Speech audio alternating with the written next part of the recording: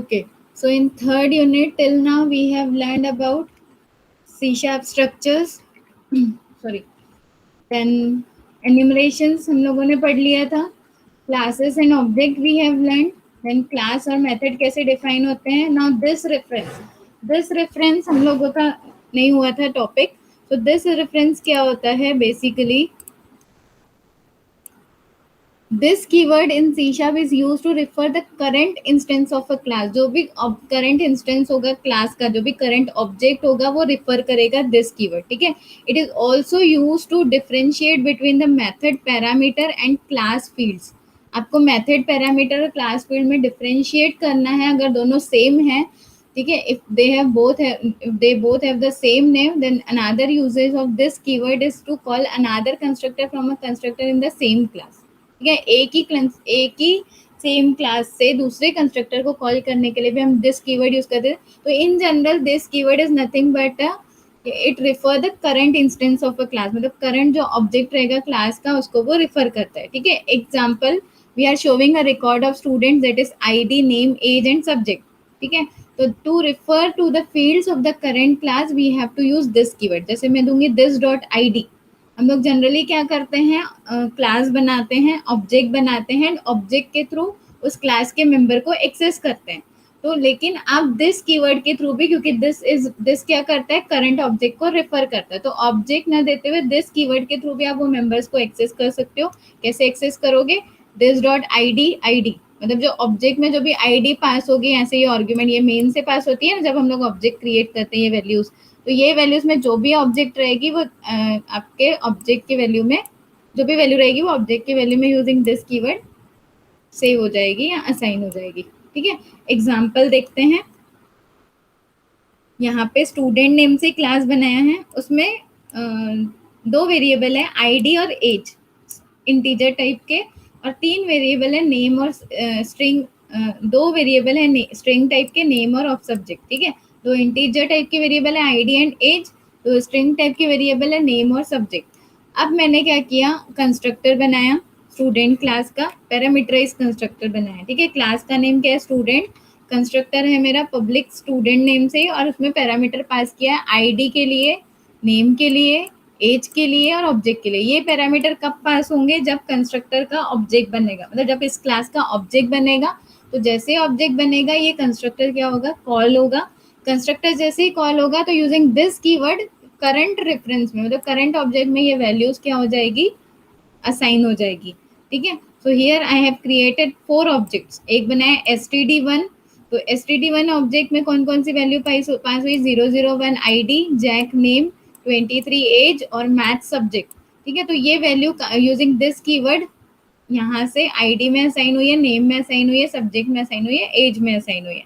ठीक है. और शो इन्फो में हम एक नेक्स्ट मेथड मैंने बनाया शो इन्फो. इसमें मैं सिंपली क्या कर रही हूँ, console.writeLine मेथड से, console.writeLine method is use to print. तो ID प्रिंट करा रही हूँ, देन स्पेस प्रिंट करा रही हूँ. स्पेस हम कैसे प्रिंट कराते हैं, डबल कोटेशन मार्क देके स्पेस. देन नेम प्रिंट करा रही हूँ, कॉन्केटिनेशन ऑपरेटर से कॉन्कैट किया है, मतलब पूरे के पूरे वैल्यूज को एक के बाद एक. देन अगेन स्पेस है, फिर एज प्रिंट हो रही है, अगेन स्पेस है, सब्जेक्ट प्रिंट हो रहा है. तो जब मैं sd1.showInfo कॉल कर रही हूँ तो यहाँ पे ID, नेम, एज में ऑब्जेक्ट की वैल्यू कहाँ पे स्टोर हो गई है, जो वैल्यूज पास हुई वो ऑब्जेक्ट में स्टोर हो गई है. तो जब मेमोरी में 4 स्लॉट बनेंगे, एक आपका ID के लिए, एक नेम के लिए, एक एज के लिए और एक सब्जेक्ट के लिए. ठीक है. ये ID के लिए, ये नेम के लिए, और ये एज के लिए, और ये सब्जेक्ट के लिए. तो कितने ऑब्जेक्ट बने हैं, 4 ऑब्जेक्ट है. तो ये SD1 स्टूडेंट 1 का जो ऑब्जेक्ट बने SD1, इसमें फर्स्ट वैल्यू जाएगी.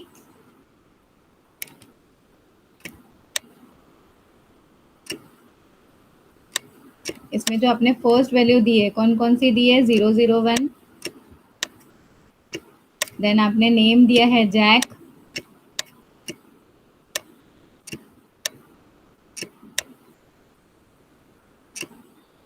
ठीक है.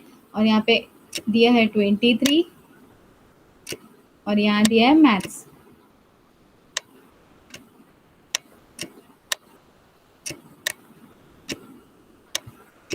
सेम SD2 के लिए होगा.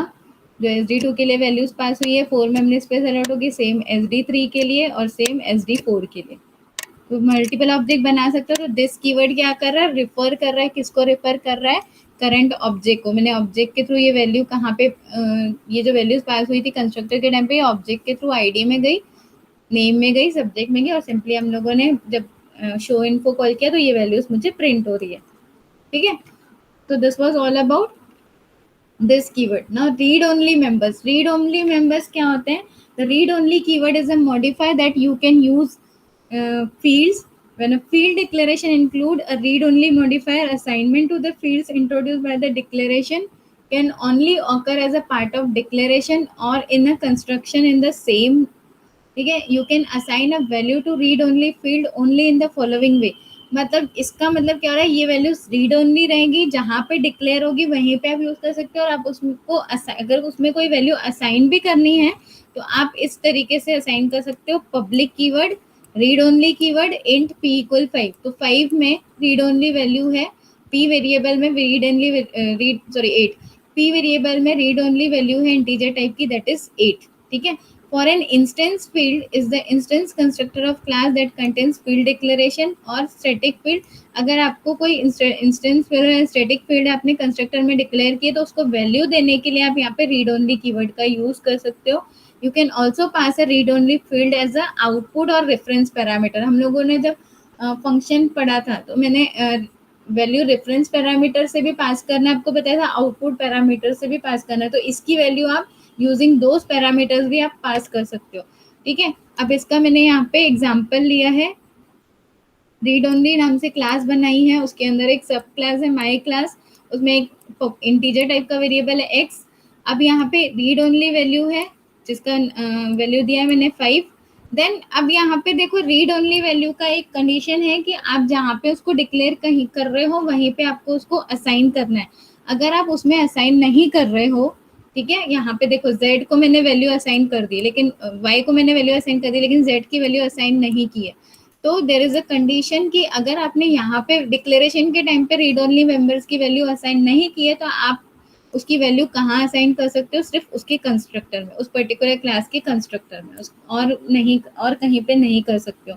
तो मैंने यहाँ पे दो रीड ओनली वेरिएबल डिक्लेयर किए, एक लिया है y जिसकी मैंने डिक्लेरेशन के टाइम पे वैल्यू असाइन कर दी, लेकिन एक मैंने z लिया है, इसकी वैल्यू मैंने डिक्लेरेशन के टाइम पे असाइन नहीं की है। तो देर इज द कंडीशन कि अगर आप डिक्लेरेशन के टाइम पे वैल्यू असाइन नहीं कर रहे हो तो आप उसकी वैल्यू उस क्लास के कंस्ट्रक्टर में असाइन करोगे। तो ये माई क्लास नाम का क्लास है, उसका मैंने कंस्ट्रक्टर बनाया है माई क्लास नाम से, और उसमें मैंने z की वैल्यू असाइन कर दी 4। ठीक है, उसके बाद मैंने एक पैरामीटराइज माई कंस्ट्रक्टर बनाया जिसमें 3 आर्गुमेंट पास कर रही हो, a1 a2 a3। ये वैल्यू मेन से पास होगी और a1 की वैल्यू x में जाएगी, a2 की वैल्यू y में जाएगी, a3 की वैल्यू z में जाएगी। Now in main what I am doing, my class का जैसे मैंने ऑब्जेक्ट बनाया, ठीक है, ऑब्जेक्ट बनाया एंड पैरामीटराइज कंस्ट्रक्टर यहाँ पे कॉल हुआ है क्योंकि मैंने ऑब्जेक्ट बनाते टाइम पैरामीटर वैल्यू दी है। तो 110 120 230 ये वाला कंस्ट्रक्टर कॉल हुआ, 110 पास हुआ a1 में, देन 220 पास हुआ है a2 में, और 330 पास हुआ है a3 में। ठीक है, और ये वैल्यू कहाँ से गई, एक्स वाई जेड में। तो ये एक्स में ये वाली वैल्यू चली गई by using assignment operator, Y में 220 चला गया, ठीक है, और जेड में चला गया 330। ठीक है, अब और ये जो आपका इनबिल्ट कंस्ट्रक्टर था, जब भी देखो मैंने आप लोगों को स्टार्टिंग में ही बताया था, ऑब्जेक्ट ओरिएंटेड प्रोग्रामिंग लैंग्वेज में सी शार्प में बोलो या VB.NET में बोलो, एक इनबिल्ट कंस्ट्रक्टर होता है जो ऑटोमेटिकली कॉल होता है। अगर आप उसको डिफाइन करो चाहे ना करो, हम लोगों ने लेकिन यहाँ पे डिफाइन किया है, तो ये इनबिल्ट कॉल हुआ है। जेड की वैल्यू यहाँ पे क्या हुई है, 4 हुई है, ठीक है, और y की वैल्यू तो ऑलरेडी 5 थी, लेकिन मैंने क्या किया उसके बाद जब पैरामीटराइज कंस्ट्रक्टर कॉल किया तो रीड ओनली का मतलब होता है कि जो वैल्यू है वही रहेगी, रीडेबल है, आप उसमें कुछ भी चेंजेस नहीं कर सकते हो, बट आप उसके कंस्ट्रक्टर के थ्रू आप चेंजेस कर सकते हो। तो यहाँ पे मैंने पैरामीटराइज कंस्ट्रक्टर बनाया, ठीक है, और यहाँ पे मैंने चेंज वैल्यू को कॉल किया। तो आप यहाँ पे देखो चेंज वैल्यू को जैसे ही मैंने कॉल किया तो यहाँ पे देखो x की वैल्यू 110, y की वैल्यू 220 और 10 z की वैल्यू 330 आ रही है। तो P1 से जब मैंने कॉल किया ना, नेक्स्ट टाइम मैंने P2 सिर्फ ऑब्जेक्ट बनाया, तो अब यहाँ पे पैरामीटराइज कंस्ट्रक्टर कॉल हुआ। तो parameterise sorry automatically inbuilt constructor call हुआ, मतलब कौन सा, ये वाला कंस्ट्रक्टर कॉल हुआ, ठीक है, माई क्लास वाला। अब उसमें उन्होंने z की वैल्यू तो 4 है ही, y की वैल्यू भी 5 है, x की वैल्यू हमने नहीं दी है, लेकिन जैसे ही कंस्ट्रक्टर कॉल होता है, कोई भी क्लास का कंस्ट्रक्टर कॉल होता है, तो मेमोरी में उसके अंदर जितने भी वेरिएबल है, ठीक है, उन सब के लिए मेमोरी स्पेस अलॉट होती है। x के लिए अलॉट हुई, y के लिए अलॉट हुई, z के लिए अलॉट हुई। तो जब ये वाला कंस्ट्रक्टर कॉल हुआ था पैरामीटराइज कंस्ट्रक्टर P1 नाम से, ठीक है, P1 नाम से कॉल हुआ था, तो उसमें हम लोगों ने वैल्यू पास की थी 110, 220, 110, 220 और 330, ये हम लोगों ने वैल्यू पास की थी। तो ये वैल्यू यहाँ पे असाइन हो गई है, ठीक है, सॉरी 330 वैल्यू यहाँ पे असाइन हो गई है। अब जब मैंने नेक्स्ट टाइम P2 नाम से बनाया ऑब्जेक्ट, ठीक है, अब यहाँ पे मैंने कोई वैल्यू पास नहीं की, मतलब यहाँ पे डिफॉल्ट कंस्ट्रक्टर कॉल हुआ है, कॉल होने के पहले क्लास के तीनों वेरिएबल्स के लिए मेमोरी अलॉट हुआ है। अब जब डिफॉल्ट कंस्ट्रक्टर कॉल हुआ है, तो डिफॉल्ट कंस्ट्रक्टर में हमने सिर्फ एक ही वैल्यू प्रोवाइड की थी z की, तो z की वैल्यू यहाँ पे क्या है 4, ये यहाँ पे असाइन हो जाएगी। अब ये जो वैल्यूज है ये बाय डिफॉल्ट क्या रहेगी, 0 रहेगी, ठीक है, क्योंकि हम लोगों ने कोई वैल्यूज दी नहीं है, ठीक है। नहीं, y की वैल्यू सॉरी हमने दी हुई है 5, तो ये y की वैल्यू 5 असाइन होगी, लेकिन x की वैल्यू कोई भी वैल्यू नहीं दी है यहाँ पे, तो x बाय डिफॉल्ट 0 रहेगा। तो उसके बाद मैंने क्या किया, नीचे x की वैल्यू P2 डॉट x की वैल्यू 44 दे दी। तो अब यहाँ पे x की वैल्यू कितनी हो जाएगी, 0 से ओवरराइट होके 44, ठीक है। जब मैं वापस प्रिंट कराऊंगी तो यहाँ पे देखो x की वैल्यू 44 प्रिंट हुई है, y की वैल्यू 5 प्रिंट हुई है, z की वैल्यू 4 प्रिंट हुई है। तो रीड ओनली मेंबर्स जो रहते हैं वो रीड ओनली रहते हैं, उसमें हम चेंजेस नहीं कर सकते, लेकिन हम लोग थ्रू इट्स कंस्ट्रक्टर उसमें चेंजेस कर सकते हैं। तो मैंने यहाँ पे पैरामीटर्स कंस्ट्रक्टर बनाया, उसकी वैल्यूज को चेंज किया, ठीक है। लेकिन जब मैंने नॉर्मल डिफॉल्ट कंस्ट्रक्टर कॉल किया, तो जो एक्चुअल वैल्यू थी वो कॉल हुई, लेकिन उसमें x की वैल्यू नहीं थी, तो x की वैल्यू मैंने एक्सप्लिसिटली असाइन की, यहाँ पे P2 डॉट x की वैल्यू 44 असाइन की, और नेक्स्ट टाइम जो वैल्यूज थी आपकी XYZ वो वैल्यूज प्रिंट हो गई है। तो this is an use of read only. In the above code, we have taken two read-only members y, z, but there is x is a simple member. We have initialized read-only members y25 और z24, या y4 और z4 ही लिया है, sorry 5 और 4 लिया है, but x is declared as integer type. We have used two constructor, one takes 0 argument, second takes 3 argument, ठीक है। We have create object of class P1 and some values at that time, तो हम लोगों ने exactly P1 P2 की P1 object से XYZ की value they the. Now you can see values of y and z will be changed, ठीक है। Now again we have जबकि y z read only members है, वो चेंज नहीं होने चाहिए, बट चेंज होगा। कैसे होगा, क्योंकि हम लोगों ने उसको कंस्ट्रक्टर के थ्रू कॉल करके चेंज करा है। So we that easily understand that after initialise some value in the variable x, you already know x is a simple variable, but p2 dot x equal 45, if you want to initialize p2 dot y equal 15, p2 dot z equal 10, then it show compile error। अब यहाँ पे देखो x normal variable था, तो मैं यहाँ पे p2 dot x value दे दी, लेकिन y और z क्या थे, रीड ओनली मेंबर्स थे। अगर मैं y और z की वैल्यू कंस्ट्रक्टर के थ्रू मैंने पास की तो इट इज एक्सेप्टेबल, लेकिन अगर मैं अलग से एक्सप्लिसिटली उसको असाइन करूंगी तो it will give compile error, ठीक है। This is the use of read only. अगर आपने उसको रीड ओनली मेंबर्स डिक्लेयर किया है तो आप उसको चेंजेस नहीं कर सकते हो। आप चेंजेस कब कर सकते हो, कंस्ट्रक्टर के टाइम पे थ्रू इट्स कंस्ट्रक्टर ओनली। अगर एक्सप्लिसिटली अलग से चेंजेस करोगे तो it will give compile error. Then उसके बाद कांस्टेंट मेंबर्स कौन से होते हैं, जो मेंबर्स को मैंने क्लास के अंदर कॉन्स्ट कीवर्ड के साथ यूज किया है, that members are known as constant member. तो इसका भी मैंने एक एग्जांपल लिया है। कांस्टेंट नाम से क्लास बनाई, उसके अंदर क्लास, उसमें दो वेरिएबल नॉर्मल डिक्लेयर किए हैं, और a1 और a2 को कांस्टेंट वेरिएबल डिक्लेयर किया है। a1 की वैल्यू मैंने दी है 25 और a2 की वैल्यू दी है a1 दैट इज 25 प्लस 5, तो a2 की वैल्यू यहाँ पे मैंने दी है 30, ठीक है। तो कांस्टेंट वैल्यू मैंने यहाँ पे डिक्लेयर की है a1 की और a2 की, ठीक है। अब ये कांस्टेंट वैल्यू भी चेंज हो सकती है यूजिंग कंस्ट्रक्टर, तो ये P1 P2 सॉरी कर सकते हो चेंज, लेकिन हम लोग इसमें क्या कर रहे हैं, एक कंस्ट्रक्टर बनाए मैंने क्लास का, उसमें एक्स और वाई की वैल्यू दे रही हूँ, तो ये एक्स और वाई की वैल्यू कहाँ से पास होगी, हमारे जब ये कंस्ट्रक्टर का ऑब्जेक्ट बनेगा, जब इस क्लास का ऑब्जेक्ट बनेगा तो कंस्ट्रक्टर ऑटोमेटिकली कॉल होगा। तो ये 110 जाएगी P1 में, P1 से जाएगी X में, 220 जाएगी P2 से, P2 में P2 से जाएगी Y में। उसके बाद console dot write line method से हम क्या कर रहे हैं, एक्स और वाई की वैल्यू प्रिंट करा रहे हैं, तो 110 और 220 प्रिंट हो रही है। उसके बाद जब मैं कंसोल डॉट राइट लाइन से A1 A2 वैल्यू प्रिंट करा रही हूँ, तो जो कांस्टेंट वैल्यू हम लोगों ने असाइन की थी वो सिंपली प्रिंट हो रही है। देन उसके बाद मैंने यहाँ पे एक कॉन्स्ट वेरिएबल डिक्लेयर किया है ए, ठीक है, जिसको बोलते हैं लोकल कॉन्स्ट वेरिएबल, क्योंकि वो मेन के इनसाइड डिक्लेयर हुआ है, मेन मेथड के इनसाइड डिक्लेयर हुआ है। ये तो पब्लिक है, क्योंकि हम लोगों ने क्लास में इसको पब्लिक क्यों डिक्लेयर किया, क्योंकि क्लास के मेंबर्स को मुझे आउटसाइड अगर डिक्लेयर यूज करना है तो मैं क्लास के मेंबर्स को पब्लिक डिक्लेयर करती हूँ। लेकिन यहाँ पे इसको मैंने अ, कोई भी पब्लिक एक्सेस स्पेसिफायर नहीं दिया है, कोई भी एक्सेस स्पेसिफायर नहीं दे रहा, that means by default it is private. ठीक है, तो ये प्राइवेट है कॉन्स्ट, और सिंपली मैं उसको प्रिंट करा रही हूँ, तो ये कॉन्स्ट वैल्यू 400 प्रिंट हो रही है। इसको मैं अगर क्लास के बाहर, ये मेन मेथड के बाहर अगर कॉल करूंगी तो इट विल गिव एरर। तो कांस्टेंट का मतलब होता है जो भी वैल्यू आप असाइन करते हो इट इज कांस्टेंट। अगर आप पब्लिक डिक्लेयर करते हो तो आप क्लास के बाहर भी उसको कॉल कर सकते हो, लेकिन आप लोकली डिक्लेयर कर रहे हो तो उस मेंबर उस मेथड के अंदर ही सिर्फ आप उसको यूज या कॉल कर सकते हो। नाउ इंडेक्सर्स और प्रॉपर्टीज क्या होते हैं, नेक्स्ट हम लोगों ने, ये टॉपिक था हमारा एक इंडेक्सर्स। ठीक है, तो इंडेक्सेस बेसिकली क्या होते हैं, indexes is smart array that enables an instance of class और structure to be index like an array. मतलब हम लोग क्या कर रहे हैं, इंडेक्स वाइज इंडेक्सेस डिक्लेयर करें, इंडेक्स एक पैरामीटर के साथ, ठीक है, एक इंस्टेंस वैल्यू ऑफ क्लास। ठीक है, indexes must have at least one parameter as compare, otherwise आपके इंडेक्सेस में एटलीस्ट एक पैरामीटर होना चाहिए, अदरवाइज आपका एरर जनरेट होगा। It is defined with this keyword, क्योंकि इंस्टेंस होता है ये, तो इसको दिस कीवर्ड के साथ डिफाइन करते हैं, और उसमें at least there should be a one parameter.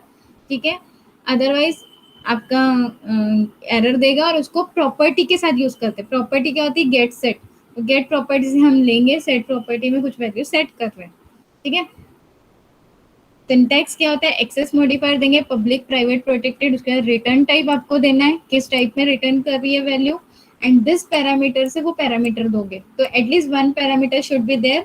और गेट में आप क्या करोगे, वैल्यू लोगे, इस पे एक पर्टिकुलर इंडेक्स पे स्पेसिफाइड वैल्यू लोगे, और एक दूसरे इंडेक्स पे वैल्यू, वो इंडेक्स की वैल्यू सेट करोगे यूजिंग सेट प्रॉपर्टी। तो एक्सेस स्पेसिफायर कोई कुछ भी हो सकता है, public protected internal.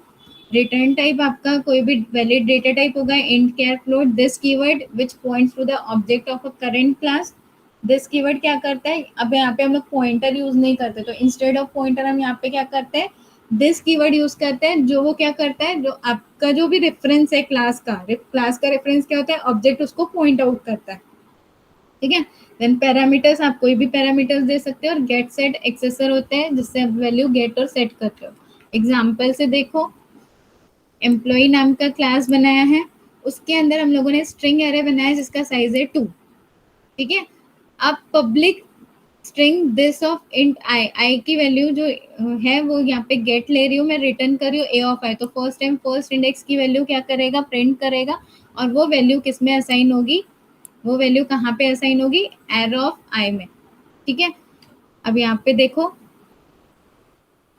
Employ employ का हम लोगों ने यहाँ पे एम्प्लॉय क्लास है, उसका ई आई डी मतलब एम्प्लॉय आई डी नाम से ऑब्जेक्ट बनाया।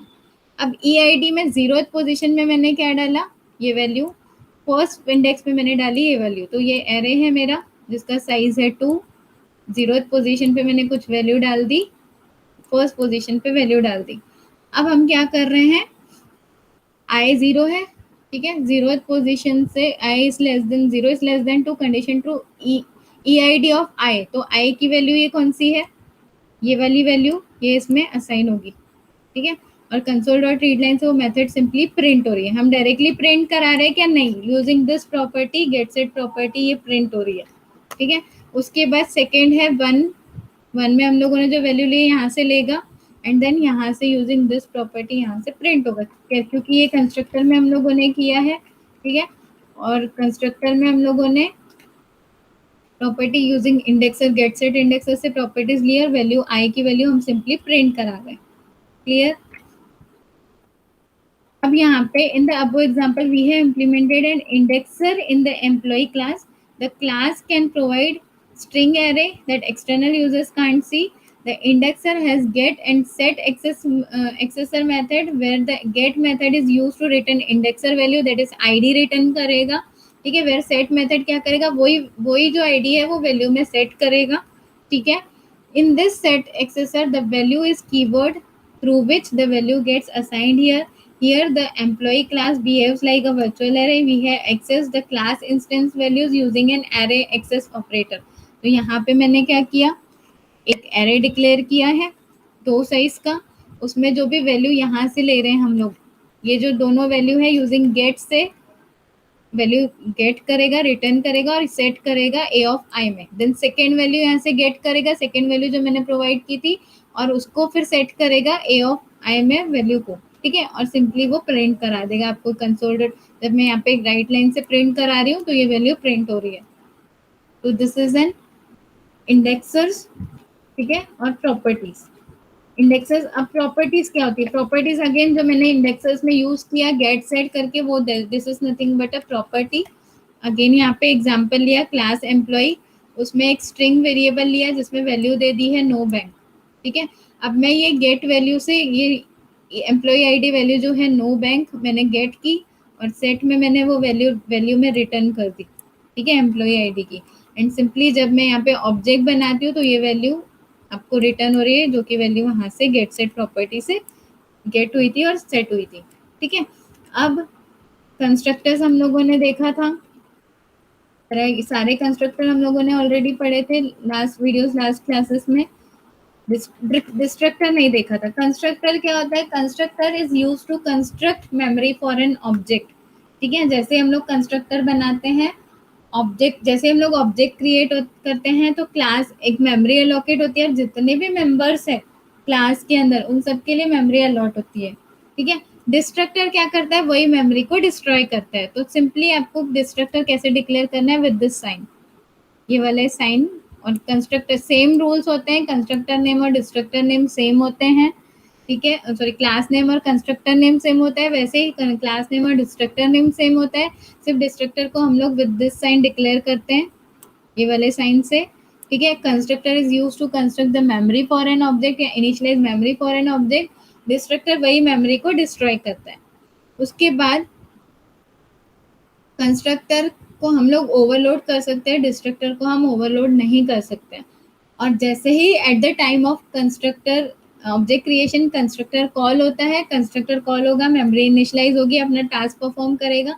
इमीडिएटली जब हम लोग immediately after that destructor call होता है। अगर आपने एक प्रोग्राम, यहाँ पे देखो एक प्रोग्राम लिया है मैंने एम्प्लॉय, उसमें एक कंस्ट्रक्टर भी बनाया है जिसमें वो बोल रहा है कंस्ट्रक्टर इवोक्ड। उसके बाद जैसे ही ये कंस्ट्रक्टर कॉल होगा, कॉल कब होगा, जब ऑब्जेक्ट बनेगा। तो मैंने 2 ऑब्जेक्ट बनाए तो 2 बार कंस्ट्रक्टर कॉल हुआ, 2 बार मेथड आया कंस्ट्रक्टर इवोक कंस्ट्रक्टर इवोक। ये टास्क जैसे ही परफॉर्म हो जाएगा उसके तुरंत बाद हम लोगों ने जो डिस्ट्रक्टर बनाया है, डिस्ट्रक्टर विद दिस साइन, ये इवोक होगा और आपको तुरंत बाद 2 बार क्या मैसेज देगा, डिस्ट्रक्टर इवोक डिस्ट्रक्टर इवोक। मतलब जो मेमोरी यहाँ पे इनिशियलाइज हुई थी वो मेमोरी को डिस्ट्रॉय कर देगा after completion of your task. This is a use of destructor. And inheritance हम लोगों ने देखा था, single inheritance, multi level inheritance, hierarchical inheritance. अब आते हैं एक्सेस मॉडिफायर। एक्सेस मॉडिफायर यहाँ पर इनको स्पेसिफायर्स भी बोलते हैं, इनको विजिबिलिटी कंट्रोल्स भी बोलते हैं। मीन्स एक्सेस स्पेसिफायर आप कहाँ कहाँ यूज कर सकते हो, उनका स्कोप कहाँ कहाँ होता है।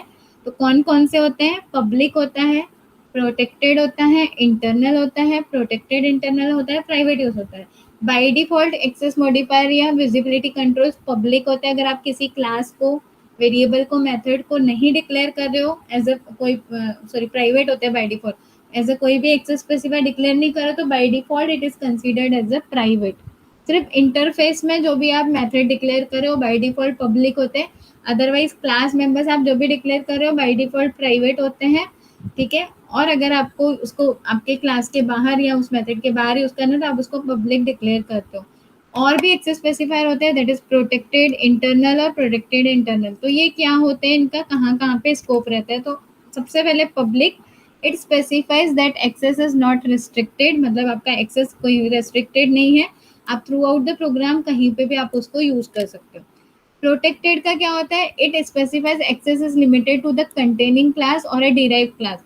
मतलब जिस क्लास में आपने प्रोटेक्टेड डिक्लेयर किया उस पर्टिकुलर क्लास में उसका स्कोप रहेगा या एक्सेस रहेगा, और कहाँ रहेगा, जो उस क्लास से डिराइव्ड हुई है। सपोज मेरी क्लास ए है, इसको मैंने डिक्लेयर किया एज अ प्रोटेक्टेड, तो मैं इस क्लास को, क्लास और इसके अंदर जो मेंबर्स है उसको भी मैंने डिक्लेयर किया है एज अ प्रोटेक्टेड। ये मेरा क्लास ए है,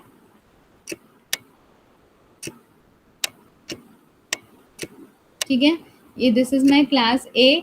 इनसाइड मैंने प्रोटेक्टेड मेंबर्स दिए हैं, तो मैं उन मेंबर्स का यूज, उन प्रोटेक्टेड मेंबर्स का यूज इस क्लास के अंदर भी रहेगा और इसी से क्लास बी डिराइव्ड हुई है सपोज, ठीक है। तो उनका स्कोप कहाँ पे रहेगा, जो इससे डिराइव्ड क्लास है क्लास बी, यहाँ पे।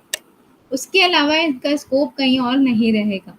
इंटरनल का स्कोप कहाँ रहेगा, करंट असेंबली, मतलब एक असेंबली है जिसके अंदर मल्टीपल क्लासेस है, उन क्लासेस के अंदर ही उसका स्कोप रहेगा, उसके बाहर नहीं रहेगा। प्रोटेक्टेड इंटरनल क्या रहेगा, it specifies that access is limited to the current assembly और a types derive from the containing class. Assembly मतलब उस जिस करंट क्लास में है उस क्लास में, और उस क्लास से जो भी अदर टाइप्स इनहेरिट, जैसे उस क्लास के कंस्ट्रक्टर बने हैं या उस क्लास की प्रॉपर्टीज या इंडेक्सेस बनी है, तो वहीं पे आप उसको यूज कर सकते हो। प्राइवेट का स्कोप जिस पर्टिकुलर क्लास में आपने उसको डिक्लेयर किया वहीं पे रहेगा। तो इनको ही एक्सेस स्पेसिफायर बोलते हैं, एक्सेस मॉडिफायर्स बोलते हैं, विजिबिलिटी कंट्रोल्स बोलते हैं, ठीक है। नाउ एब्स्ट्रैक्ट क्लास और एब्स्ट्रैक्ट मेथड, ये मैंने जब आपको इंटरफेस पढ़ाया तब इसका यूज बताया था। Abstract class are those class जिसका जिसके इनसाइड एब्स्ट्रैक्ट मेथड होते हैं। Abstract method are those method which is having no body, उनको कोई बॉडी नहीं होती है, सिर्फ उसको हम लोग बाय डिफॉल्ट एब्स्ट्रैक्ट डिक्लेयर करते हैं। और अगर आप एब्स्ट्रैक्ट डिक्लेयर नहीं भी करोगे तो बाय डिफॉल्ट वो एब्स्ट्रैक्ट होते हैं और पब्लिक होते हैं, ठीक है।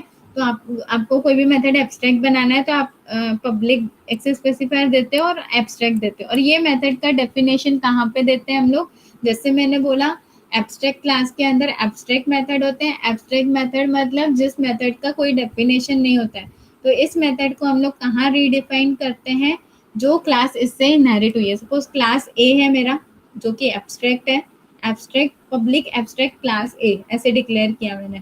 इनसाइड दैट मैंने एक मेथड बनाया पब्लिक एब्स्ट्रैक्ट शो, ठीक है, सिर्फ डिक्लेयर कर दिया उसको। फिर मैंने क्लास बी बनाया जिसको मैंने क्लास ए से इनहेरिट किया है, और उसमें शो मेथड ऑटोमेटिकली आ गया। अब मैं शो मेथड को यहाँ पे डेफिनेशन दूंगी, तो उसमें क्या डेफिनेशन दूंगी, मैं एक मैसेज प्रिंट कराऊंगी कि show message that is hello world, ठीक है। तो आप क्या कर रहे हो, एब्स्ट्रैक्ट क्लास के अंदर एब्स्ट्रैक्ट मेथड डिक्लेयर कर रहे हो, और वो मेथड का डेफिनेशन आप कहाँ दे रहे हो, जो क्लास उससे इनहेरिट हुई है। यहाँ पे क्लास शेप बनी है, एब्स्ट्रैक्ट क्लास है शेप नाम से, उसके अंदर एब्स्ट्रैक्ट मेथड है ड्रॉ नाम से। अब मैंने दूसरा क्लास बनाया रेक्टेंगल जिसको मैंने शेप से इनहेरिट कर दिया।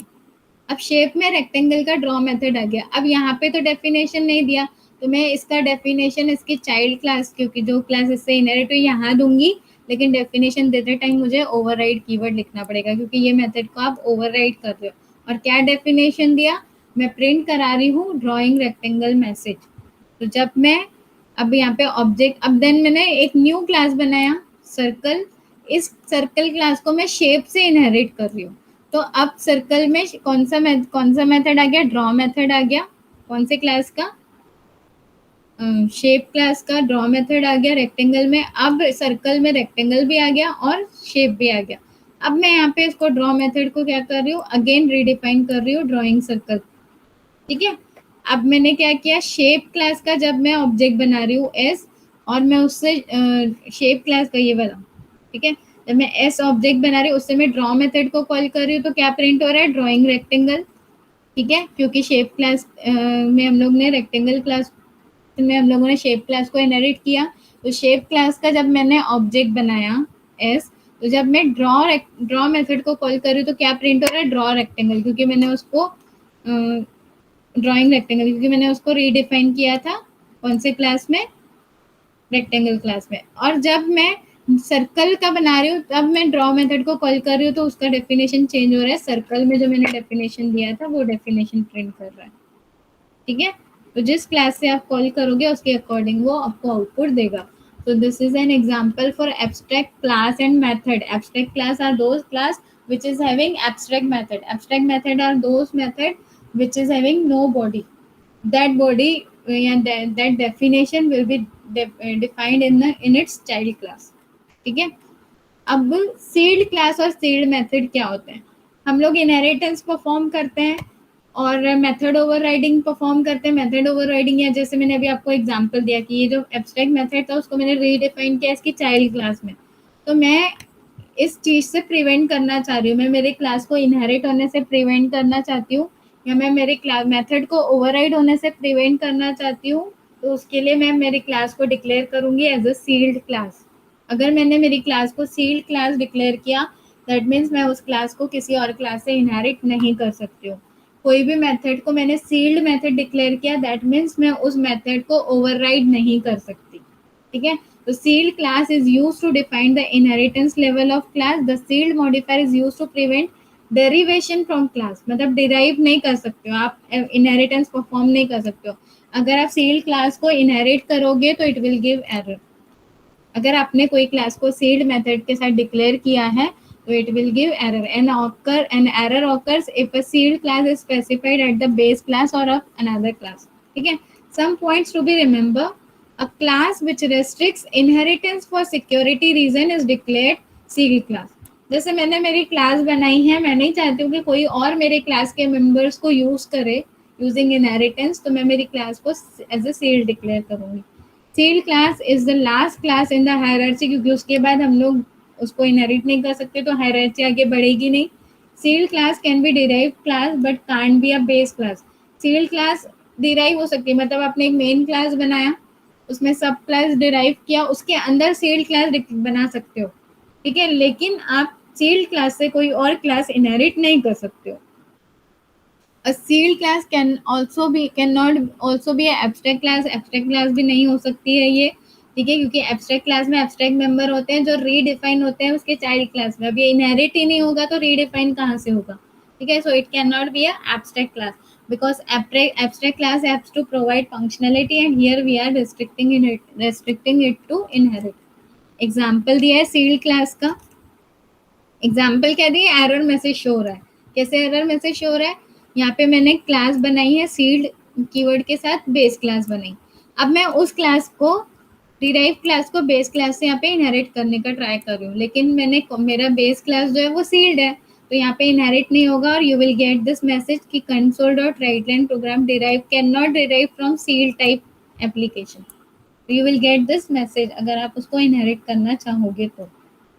ठीक है, सेम सील्ड मेथड कौन से होते हैं? जो ओवरराइड नहीं कर सकते हम लोग।